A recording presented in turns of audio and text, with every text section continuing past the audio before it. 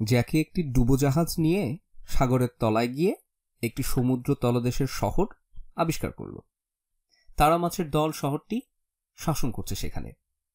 এটা বেশ মজার।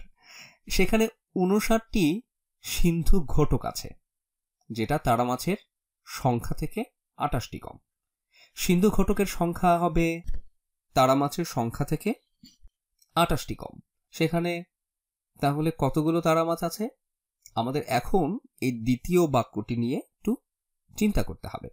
সিন্ধু ঘটকের সংখ্যা তারা মাছের থেকে 28টি কম হবে। আমরা এখানে লিখতে পারি যে সিন্ধু ঘটকের সংখ্যা তারা মাছের সংখ্যার থেকে 28 কম। এর মানে দাঁড়াচ্ছে যে এটা তারা মাছের সংখ্যা সমান হবে।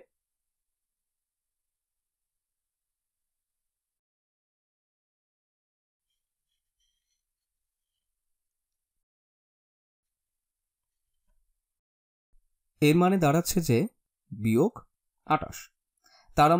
তারা মাছের সংখ্যা থেকে 28টি কম। এটা এখন নীল কালিতে লেখা যাক। আমার কাছে এখন যদি তারা মাছের সংখ্যা থাকে, সেখান থেকে 28টি কম করলে আমি সিন্ধু ঘটকের সংখ্যা পাব।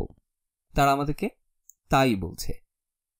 সিন্ধু ঘটকের সংখ্যা, এখানে 59টি সিন্ধু ঘটক আছে, যেটা তারা মাছের সংখ্যা থেকে 28টি কম।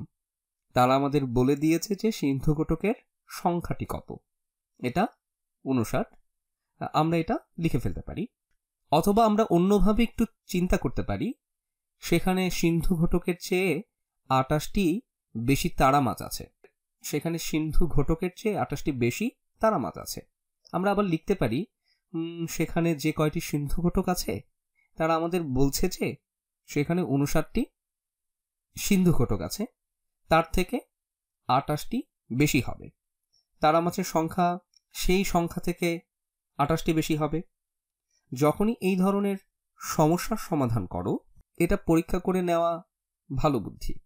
শুধু চিন্তা করবে এখানে কি তারা মাছ বেশি থাকবে নাকি সিন্ধু ঘটক বেশি থাকবে। তুমি তথ্যগুলো দেখবে, তারা বলছে যে সেখানে 59টি সিন্ধু ঘটক আছে, যেটা তারা মাছের সংখ্যা থেকে 28টি কম। তাহলে সেখানে সিন্ধু ঘটক থেকে তারা মাছের সংখ্যা বেশি হবে। এখন আমাদের বের করতে হবে 59-এর সাথে 28 যোগ করলে কত হয়। এবার এটা বের করা যাক। 59-এর দশকের ঘরে আছে 5 আর এককের ঘরে আছে 9। 28-এর ক্ষেত্রে দশকের ঘরে 2 আর এককের ঘরে 8। প্রথমে এককের ঘরে যাওয়া যাক। 9টা 1 যোগ 8টা 1 হলো 17টা 1, 7টা 1 আর 1টা 10। এখন আমরা দশকের ঘরে যোগ করতে পারি 1 যোগ 5 যোগ 2 সমান সমান 8। দশকের ঘরে তাহলে 8। তারা মাছের সংখ্যা তাহলে কত?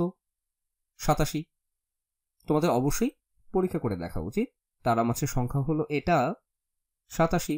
আর সিন্ধু আর 59টি সিন্ধু ঘটক আছে, এটা কি 87 থেকে 28 কম? হ্যাঁ, 28 কম।